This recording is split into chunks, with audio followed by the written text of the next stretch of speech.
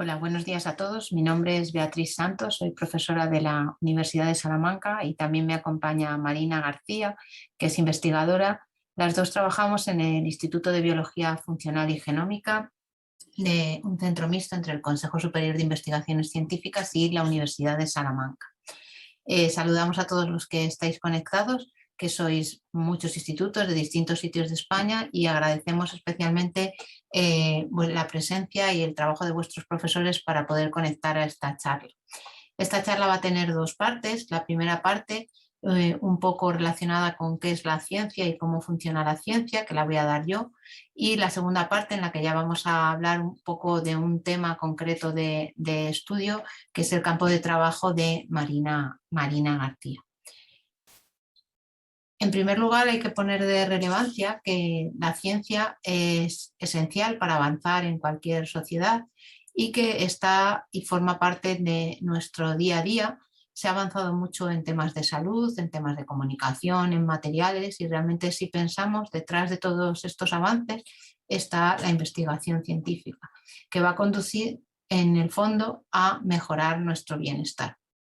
Entonces, dicho que realmente la ciencia es importante y por eso se celebra esta Semana de la Ciencia, para dar a conocer lo que hacen los científicos y la importancia de la ciencia para la sociedad, pues vamos a empezar definiendo qué es ciencia. Entonces, la ciencia es un conjunto de conocimientos obtenidos mediante la observación y el razonamiento, sistemáticamente estructurados y de los que se deducen principios y leyes generales con capacidad predictiva y comprobables experimentalmente. Esta es la definición que viene en el diccionario de la Real Academia Española, y realmente podemos extrapolar dos conceptos importantes. Por un lado, los nuevos conocimientos, y por otro lado, el método que se utiliza para adquirir estos nuevos conocimientos. Entonces, dentro de los nuevos conocimientos, habréis oído hablar, o se oye hablar, de dos tipos de ciencia, una que es la ciencia básica y otra que es la ciencia aplicada. En ambos casos se obtienen nuevos conocimientos, pero el objetivo es distinto. La ciencia básica fundamentalmente recopila información simplemente para adquirir conocimiento, para ir ampliando nuestro conocimiento sobre las cosas, y la ciencia aplicada es la que recopila información para resolver un determinado problema o un planteamiento. Realmente toda la ciencia aplicada se basa en todo el conocimiento que se recoge con la ciencia básica. Entonces, una de las características que tienen los científicos y que os voy a ir mencionando a lo largo de la charla es la curiosidad por descubrir cosas, por ampliar los conocimientos. Y como decíamos, no solo ampliar los conocimientos, sino que tenemos que hacerlo de una manera metódica y utilizando el método científico, que seguro que lo habéis estudiado en vuestras clases, que a una pregunta tenemos que observar, elaborar una hipótesis, diseñar unos experimentos, analizar esos experimentos y llegar a unas conclusiones. Con lo cual, los científicos, además de curiosos, tienen que ser rigurosos en la manera en que ejecutan esta adquisición de conocimiento. Entonces, nosotros trabajamos en un instituto de investigación, que es el Instituto de Biología Funcional y Genómica, que se abrevia como el IBFG. Es un instituto que tiene redes sociales, página web, si a alguno os interesa, y depende de dos organismos: del Consejo Superior de Investigaciones Científicas, que es el organismo de investigación público más grande de España, y la Universidad de Salamanca. Estamos en Salamanca y aquí es donde trabajamos Marina y yo y otros más o menos como unas 100 investigadores. Entonces, ¿qué estudiamos en este centro de investigación? Como su nombre indica, pues es un centro de biología, y si tenemos que ver un poco en conjunto a qué se encamina este centro, es a comprender el funcionamiento de la célula. Y podéis pensar que realmente de la célula se sabe mucho, tenéis que estudiar muchas cosas sobre la célula, y realmente sí que es verdad que se sabe mucho, pero también falta mucho por conocer. Entonces, la mayoría de los grupos del centro, de una u otra manera, intentan preguntarse cosas para aprender sobre el funcionamiento de la célula, que no deja de ser la unidad fundamental de los seres vivos. Entonces, cómo las células se dividen, por qué se dividen, por qué separan, por qué duplican el DNA, cómo reaccionan a distintos factores, o bien cómo se diferencian, qué hace que una célula tenga una función u otra. Entonces, todas estas preguntas son las que en conjunto el IBFG intenta responder desde distintas aproximaciones. Entonces, ¿qué células utilizamos en el IBFG? Pues en experimentación, en investigación se utilizan distintos modelos experimentales. Entonces, muchos grupos del IBFG trabajan con organismos unicelulares o microorganismos como bacterias o levaduras, en las cuales la célula es el propio organismo, ¿vale? Y otros grupos utilizan modelos más complejos, que ya son pluricelulares, tienen distintos tipos de células, distintos tejidos, y trabajamos tanto en organismos más simples, como pueden ser los gusanos, como en organismos más complejos, como pueden ser los ratones. En este caso, ya los organismos se ven a simple vista, no son microorganismos y tienen distintos tipos de células, con lo cual, como veis, las preguntas que se pueden hacer son muy diferentes en unos organismos y en otros. Sin embargo, muchos de los procesos que ocurren en las levaduras están conservados en organismos más superiores, con lo cual todos los modelos tienen su aplicación. Entonces, ¿cómo estamos estructurados en un centro de investigación? Pues estamos divididos en grupos de investigación. Cada grupo de investigación se plantea una pregunta, que es lo que se llama proyecto de investigación, y en base a esta pregunta diseñan una serie de experimentos que realizan en los laboratorios. En este caso, os estoy hablando de un laboratorio de biología, pero esto puede aplicar a cualquier campo, y obtienen unos resultados y unas conclusiones. Otra de las características de los científicos es que normalmente trabajamos en equipo. Los resultados no los obtiene una persona sola, sino que realmente todo se hace en grupos de investigación, y de hecho ahora mismo los grupos suelen ser multidisciplinares, puesto que abordar un problema se puede abordar desde muchos puntos de vista. Entonces, en nuestros grupos no solo hay biólogos, sino que hay informáticos, químicos, farmacéuticos, y en algunos casos, en muchos casos, hay que colaborar entre distintos grupos de investigación para poder contestar esa pregunta, puesto que hay campos en los que no somos expertos, y entonces hay que colaborar con otros grupos que tienen esa formación. ¿Qué pasa con estos resultados que obtenemos? ¿Se quedan en nuestro laboratorio? Pues no. Lo que es importante para avanzar es que la investigación se dé a conocer lo que se está haciendo en los distintos laboratorios. Entonces, esta investigación se publica. Y para eso hay unas revistas científicas, hay revistas más generales como Nature y Science, que son de todos los campos, y hay otras más específicas de biología. Y una cosa que es importante en ciencia es que se utiliza un lenguaje universal, que es el inglés. Todos los científicos hablamos en inglés y nos comunicamos en inglés, con lo cual esa es una manera de poder interrelacionar entre todos nosotros sin necesidad de ningún tipo de traductor. ¿Todo lo que mandamos a publicar se publica? Pues no, tiene un proceso de revisión. Esos trabajos que nosotros mandamos a las distintas revistas a publicar se revisa por otros investigadores, y esos investigadores ponen de manifiesto pues, si está correctamente realizado, si los resultados tienen que ver con las conclusiones.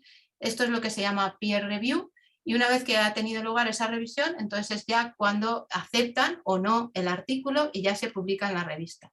Este es el aspecto que tiene un artículo científico, la primera página, tiene la revista, el título, los autores, de dónde son esos autores, un poco el resumen. Y estos artículos que están publicados en estas revistas, para poder tener acceso a ellos tienes que estar suscrito a las revistas. Entonces eso limita un poco el acceso de los investigadores a algunos artículos. Entonces ahora últimamente se está publicando mucho en lo que se llama ciencia abierta, de manera que hay una publicación que está abierta a todo el mundo, independientemente de que estés suscrito o no a la revista en la que se ha publicado. Entonces eso también amplía un poco el campo de investigación. Y luego otra parte importante es que eso, según lo habéis visto, pues son temas muy específicos, realmente hechos por investigadores para gente especializada. Y luego hay que hacer un segundo paso, que es llevar esa ciencia al público, y para eso están otras muchas plataformas. Están los medios de comunicación, las redes sociales, la divulgación científica, que es lo que estamos haciendo hoy, que lo que intenta es pasar esta ciencia más especializada a ciencia más divulgativa. Y aquí quiero hacer un inciso para hacer un poco de publicidad de nuestras actividades. Entonces, si vosotros os queréis sentir un poco como científicos e intentar resolver algún problema, plantearos una pregunta, tenemos esta actividad que es una gincana virtual en la que podéis participar el 25 de noviembre a las 6 de la tarde, es virtual por Zoom. Y en este caso vais a intentar encontrar una cura para una enfermedad. Son distintas pruebas las que tenéis que ir resolviendo y la verdad es que está muy interesante, os podéis apuntar por grupos, hay premios, entonces si a alguno os interesa está la inscripción en la página web o bien en las redes sociales. Entonces, una vez que ya hemos hecho la publicidad, otra cosa que es interesante es que generar conocimiento lleva mucho tiempo. Aunque la gente piensa que todo es muy rápido, la ciencia es muy lenta, con lo cual otra característica de la investigación es que hay que tener paciencia. Y aquí simplemente os pongo un ejemplo relacionado con la pandemia, que la tenemos aquí día a día. La pandemia está producida por un coronavirus, como sabéis, y la manera de solucionarla o de atajarla ha sido la vacuna de mRNA. Esto nos parece que desde el 2019, pues que los conocimientos, que se ha avanzado muy lento o muy rápido, dependiendo de con quién hable, pero realmente para saber cómo eran los coronavirus, la estructura y cómo funcionaban, ha habido una ciencia básica detrás que se empezó en el año 66. Toda esta ciencia básica es lo que ha permitido que cuando ha surgido el problema del coronavirus, pues todo esto ha podido hacerse más rápido. Entonces, en este caso, tanto ciencia básica sobre coronavirus como ciencia básica sobre utilizar los RNAs para vacunas, pues ha influido en que luego hayamos podido atajar los científicos el problema de la pandemia. Y aquí no ha intervenido un científico concreto, sino que han sido la aportación de montones de científicos y pequeñas aportaciones, que es lo que ha llevado al conocimiento de los coronavirus y a la obtención de las vacunas, por ejemplo. Entonces, simplemente aquí destacaros una metodología que utilizamos en biología, que son las proteínas fluorescentes, para poneros de manifiesto cómo las aportaciones de algunos científicos o de muchos científicos permiten avanzar los campos. Os decíamos que en el IBFG estudiamos la célula, entonces esta metodología de las proteínas fluorescentes nos ha permitido hacer cosas que antes no podíamos hacer. Entonces, este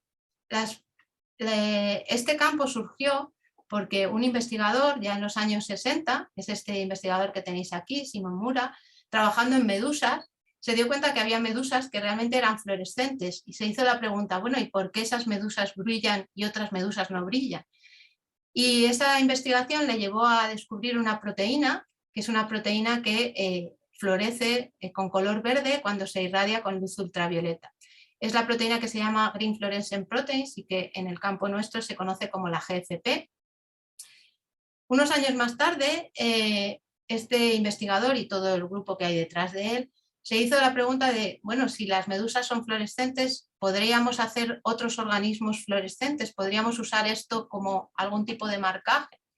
Entonces, en el año 94 ya se empezaron a poder realizar experimentos en el que bacterias se podían hacer fluorescentes y esto ha evolucionado mucho en los siguientes años y ahora mismo utilizamos este tipo de tecnología en todos los modelos experimentales que os he presentado al principio, los gusanos, las moscas, los peces, los ratones, y es una herramienta que ha sido fundamental. Hubo otro grupo de investigación que dijo, bueno, pues sí, ¿por qué si podemos tener una proteína verde, por qué no la podemos tener de más colores? En este caso es un químico y decidió pues hacer lo que tenemos una batería de colores de proteínas fluorescentes. Entonces tenemos proteínas fluorescentes de todos los colores o de muchos colores. Hay verdes, amarillas, rojas en distintas tonalidades. ¿Y esto qué nos va a permitir? Pues que podemos marcar células de distintos colores y eso también nos da versatilidad para hacer otro tipo de experimentos. Aquí tenéis, por ejemplo, una corteza cerebral donde hay neuronas marcadas con distintos colores según, bueno, pues distintas proteínas que están expresando. Entonces, esto llevó a reconocer el trabajo de estos investigadores como un premio Nobel en química en el 2008 porque era un avance muy importante en biología, pero realmente no solo fueron ellos, sino todos los científicos que pusieron su granito de arena para que esto fuera posible. Y el gran paso que dio es poder ver el funcionamiento de las células in vivo. Entonces, esto es un paso importante y que luego Marina os dará algún ejemplo. Entonces, simplemente espero que con esto os hayáis interesado por la ciencia. Creo que la ciencia es una profesión apasionante, que tiene muchos retos, tanto a nivel individual como a nivel colectivo. Los investigadores somos un poco aventureros en nuestro campo, pero todos los científicos tenemos un objetivo común, que es intentar aumentar el conocimiento, poner nuestro granito de arena hacia un objetivo mejor, que es aprovechar ese conocimiento pues, para ir avanzando y usar bien ese conocimiento para mejorar el bienestar de todos. Entonces aquí lo voy a dejar yo y ahora va a empezar Marina, que nos va a contar un poco pues, su campo de trabajo. Ahora comparto yo la pantalla, Sí, ¿verdad? espera, Vale. dejo de compartir yo. Espera un momento que cambie el... Igual lo consigo si lo hago yo directamente. A ver. Ya está, perfecto. ¿Me veis? Sí. Perfecto. Bueno, pues a ver, hasta aquí. Eso es. Bueno, soy Marina y os voy a contar un poquito sobre cómo surgió mi pregunta para dedicarme a la ciencia que me dedico ahora. Entonces, yo desde el principio, cuando empecé a trabajar en un laboratorio, me pregunté si las células reciclaban y si esto era bueno para nosotros o no. Y para que entendáis cómo se me ocurrió a mí esta pregunta, por qué surgió, bueno, pues un día de la que subí al laboratorio a empezar a trabajar, me encontré con esto, con un contenedor lleno de basura, que bueno, daba bastante vergüenza. Y me di cuenta que además dentro de toda esa basura que se veía ahí, mucha se podía reciclar.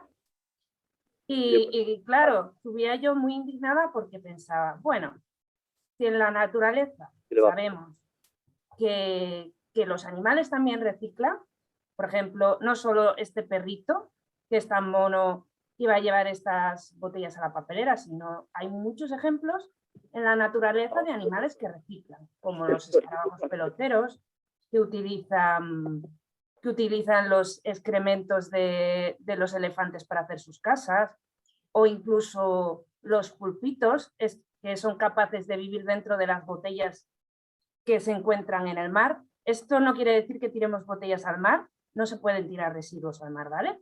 Pero los pulpos son muy inteligentes y son capaces de aprovechar cosas como estas que están en el mar para vivir.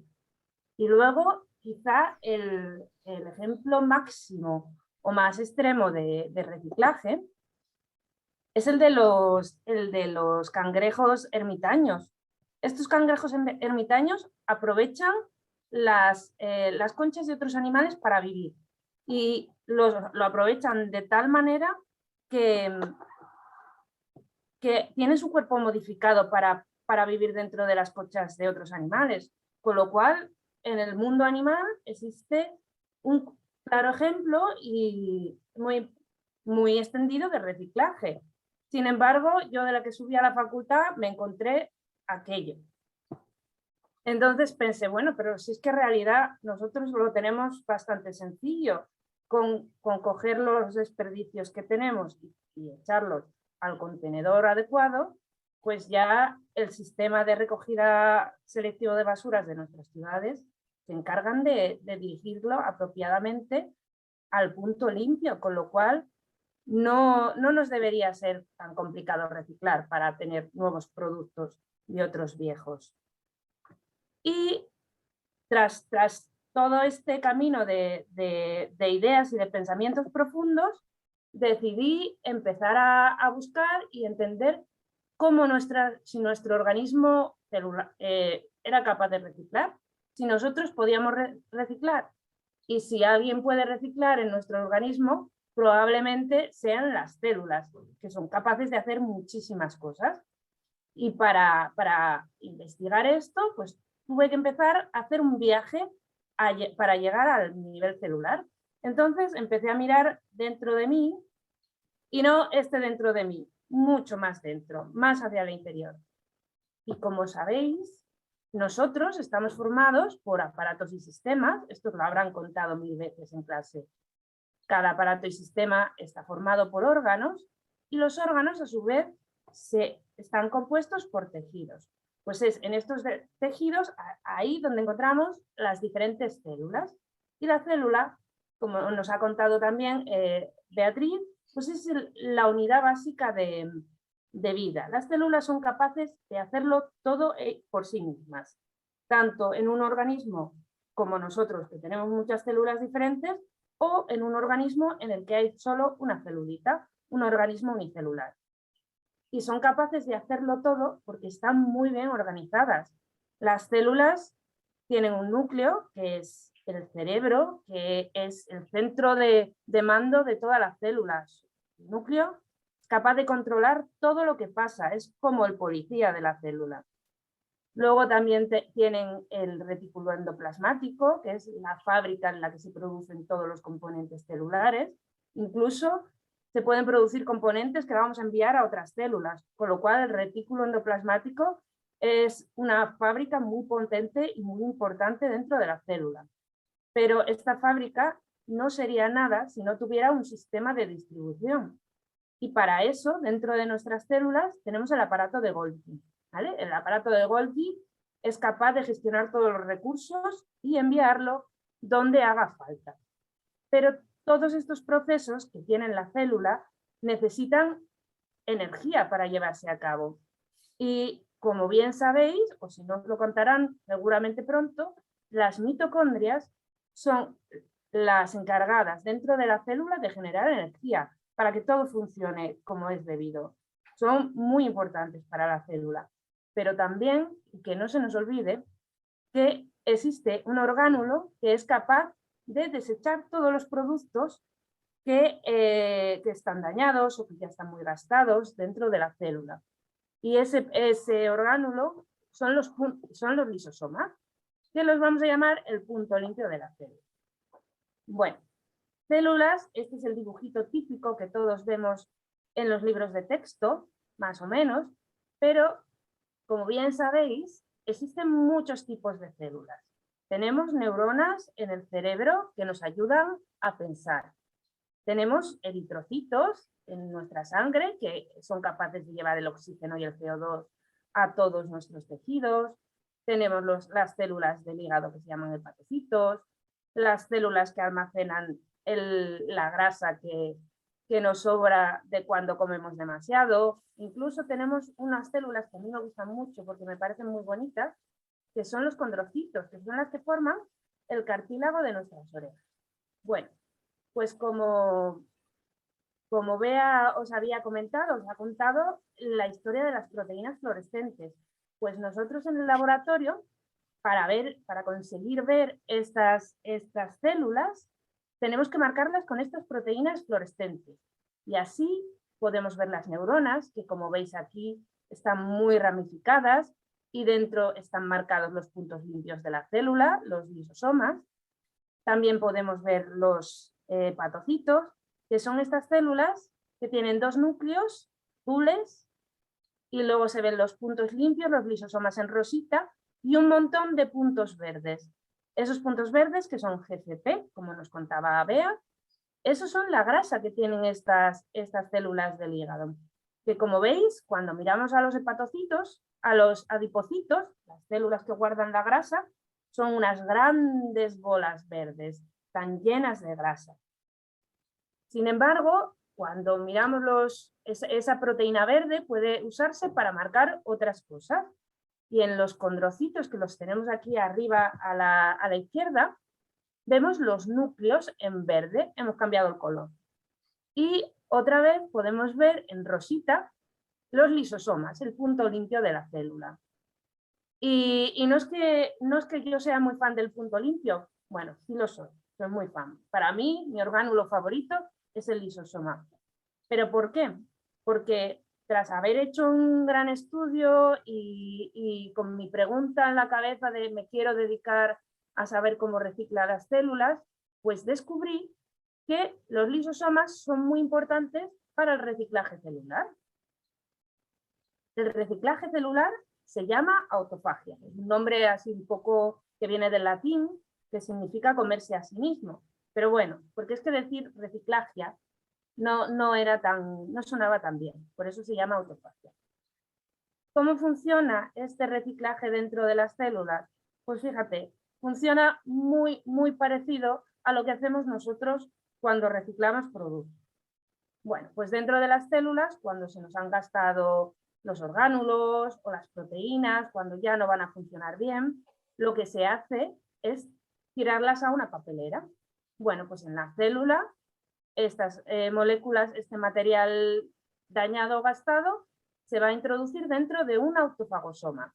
Ese es el nombre chuli que le ponemos a la papelera, a la célula, pero es una papelera, no deja de ser un sitio, un recipiente donde se van a meter las cosas que hay que reciclar. Hola, Minche. Hola, encantada. Bueno, cuando esa papelera está llena, se cierra y se va a conducir al punto limpio. Y en un momentito os voy a enseñar lo interesantes que son los camiones que llevan dentro de nuestra célula la papelera al punto limpio.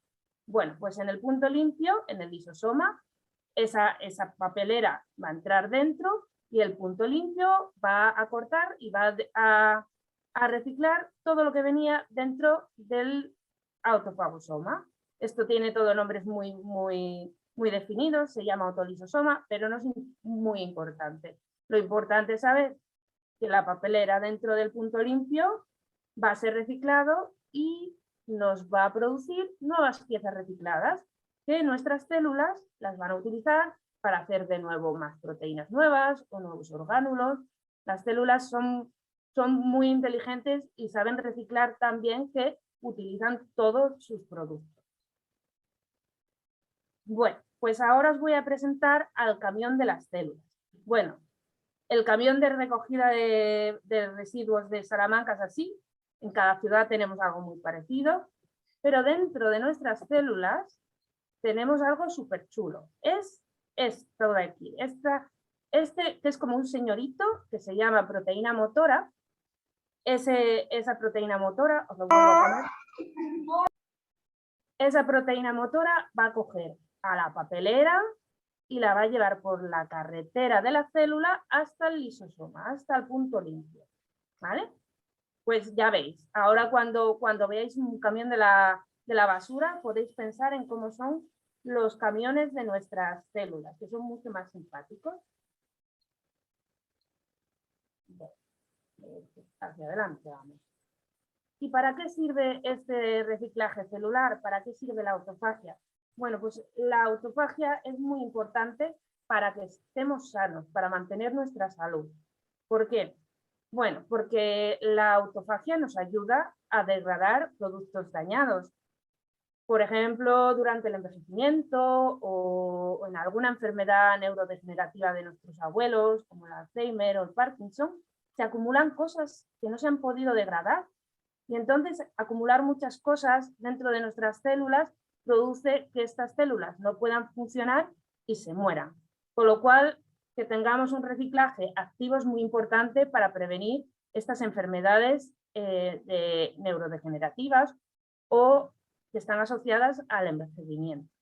También este reciclaje, que os voy a contar un poquito más adelante, sirve para producir energía. Con lo cual, si tenemos un buen reciclaje celular y gastamos mucha la energía que consumimos, vamos a prevenir la obesidad, vamos a estar delgaditos. E incluso esto está muy relacionado con problemas de las enfermedades del cáncer. ¿Vale? En el cáncer muchas veces hay problemas de gestión de la energía, por eso las células se dividen mucho y nos crean problemas. También nos sirven para activar a las células que nos van a defender contra patógenos, a los glóbulos blancos, a las células de la línea linfoide. La autofagia es necesaria para que se activen y puedan luchar contra los patógenos. Y en línea a esto, además, las células son capaces de eliminar los propios patógenos que les entran dentro mediante enviar a los microorganismos al lisosoma. Entonces, también nos ayuda a prevenir enfermedades infecciosas. Y ahora os voy a contar un poquito dos de las funciones de la autofagia para prevenir enfermedades. La primera es cómo este reciclaje celular nos ayuda contra el ataque de los patógenos. Porque realmente ahora mismo después de esta pandemia que hemos pasado, creo que nos viene muy bien entender cómo nuestras células pueden luchar contra estos virus que nos pueden llegar a poner enfermos. Entonces, ¿cómo funciona esto? Bueno, pues realmente es el mismo proceso. Un virus, que en este caso es un coronavirus, este dibujito, pero puede ser otro tipo de virus, o una bacteria, o un microorganismo que viene a hacernos, nos viene a intentar hacer daño. Entra dentro de la célula y la papelera de la célula, el autofagosoma, reconoce que hay algo que no tiene que estar ahí y va a atraparlo. Lo atrapa, cierra la tapa del contenedor y pronto va al lisosoma para que en el punto limpio sea capaz de deshacer, de degradar este virus o este patógeno. Y así el virus queda neutralizado. Incluso las piezas a veces que sobran del virus pueden usarse para cosas celulares, pero si no se expulsan fuera de la célula. Entonces, el sistema de reciclaje celular también es capaz de eliminar este tipo de ataques, de ataques de virus o de bacterias. Y os voy a poner un vídeo para que veáis cómo se ve, ¿vale? Esto es, hemos utilizado proteínas de esas fluorescentes para marcar cosas. Lo voy a poner varias veces, ¿vale? Porque si no, pasa muy rápido. En verde vais a ver el virus. El virus además tiene una forma como de hexágono, una forma de un poliedro. Entonces es mucho más fácil de saber que eso, dentro de las células las cosas son redonditas, no son tan cuadraditas. Es fácil de identificar lo que es algo que no pega dentro de la célula. Eso en verde. Luego en rojo, además del fondo de la célula, rojo brillante, lo que vais a ver es el lisosoma, ¿vale? Y vais a ver cómo, os lo voy a señalar, pero vais a ver cómo el virus acaba en el lisosoma y sale una luz amarilla. Eso quiere decir que se ha inactivado el virus. Os lo vuelvo a poner. Veis los virus, llegan al lisosoma y sale un puntito verde. Hay varios ataques en esta célula. Uno que señala con las flechas, pero a mí me gusta más el que está más dentro porque se ve un poquito mejor el proceso, ¿vale? Pues así, una célula es como veríamos una célula que es atacada por un virus en verde y... Uy, perdonad, que me he ido al principio. Un momentito, que vamos a ir rápido hasta donde estábamos. Es que los vídeos cargan un poco raro en esto en este sistema. A ver, ahí, volvemos. Os lo pongo por última vez, para que veáis bien el virus siendo neutralizado por el lisosoma, mediante el reciclaje celular. Ahora, bueno, otra vez. Bueno, y ahora os voy a explicar un poquito después de haber aprendido cómo las células reciclaban, lo importante que era esto, a mí me interesó una cosa específica del reciclaje celular, porque todo este conocimiento, bueno, pues como os ha contado Bea, ha sido creado gracias al trabajo de muchos científicos. Y yo ahora mismo lo que quiero dejar para mi granito de arena, para el futuro, es entender mejor cómo mediante el reciclaje celular podemos adelgazar, cómo sirve para generar y utilizar la energía. Y entonces, como ejemplo, siempre me gusta poner a Santiago Segura, que cuando hizo la película de Torrente estaba bastante gordito, pero luego ya hemos visto a Santiago en muchas películas que es así un tío bastante delgado, y que la diferencia de un punto al otro es una dieta muy importante que se tuvo que someter, y en esa dieta lo que se activó fue el sistema de reciclaje celular, ¿vale? Sistema de autofagia. Nosotros en el laboratorio no podemos trabajar con actores ni con personas, trabajamos con modelos de investigación, y lo que yo utilizo son ratoncitos. Y aquí podéis ver un ratoncito gordito que no hace autofagia y un ratoncito que al hacer autofagia debidamente está delgadito y mucho más sano, ¿vale? Entonces, el reciclaje el reciclaje celular de la grasa, para quemar grasa, se llama lipofagia y nos puede ayudar a prevenir enfermedades como la obesidad y todo lo derivado a la obesidad, como los problemas cardiovasculares o incluso problemas neurológicos. Esta lipofagia es muy importante para prevenir este tipo de enfermedades. Bueno, ¿y cómo funciona? Y así ya os acabo de explicar el proceso. Bueno, pues el reciclaje de grasa es muy parecido a lo que se hace en casa con el aceite usado. Bueno, vosotros que cocinaréis o vuestras madres o vuestros padres, cuando cocinan, gastan aceite, y el aceite de casa sirve para unas veces, pero luego, una vez reutilizado varias veces, lo tenemos que desechar.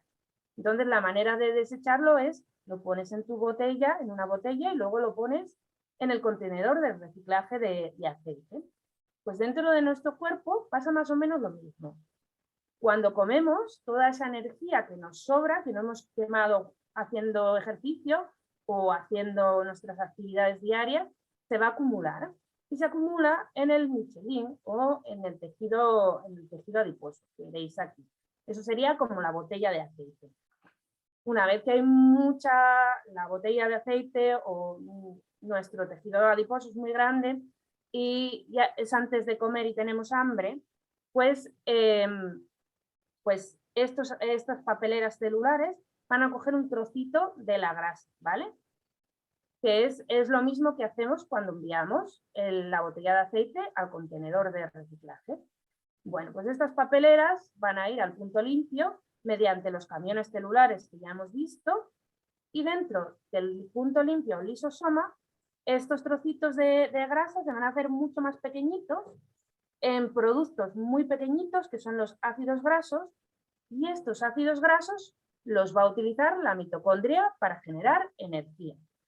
Vale, bueno, pues en el punto limpio, este punto limpio generaría biodiesel para carburar ese coche tan chulo que tenemos ahí aparcado todos en la calle, pero realmente nosotros la energía que utilizamos la podemos utilizar para ir a clase, para leer, para pensar, pero a mí para lo que más me gusta utilizar la energía de mis gotas lipídicas, de mi Michelin, es para esto.